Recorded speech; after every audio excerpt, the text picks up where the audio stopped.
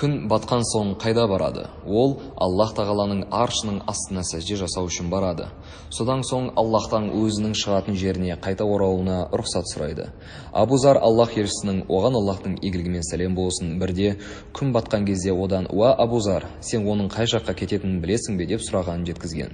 Абу Зар сөзін былай жалғастырды: "Мен Аллах пен оның елшісі жақсырақ біледі" деп жауап бердім.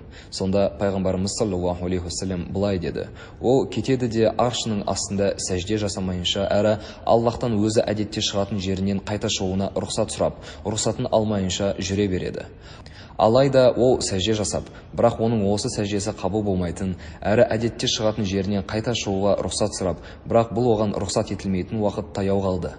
Сонда оған келген жеріне қайт деп айтылады да ол өзінің әдетте бататын жерінен шығады. Бұл туралы Аллах тағаланың мына сөздерінде айтылады: "Уәш-шамсу таджри лимустақаррин лаха, залика тақдирул азизил алим". Сондай-ақ күн белгіленген орнына қарай жүреді. Аса үстем әр нәрсені білуші Аллахтың алдын ала өлшеп белгілегені осылай. Ясин сүресі 38 аят.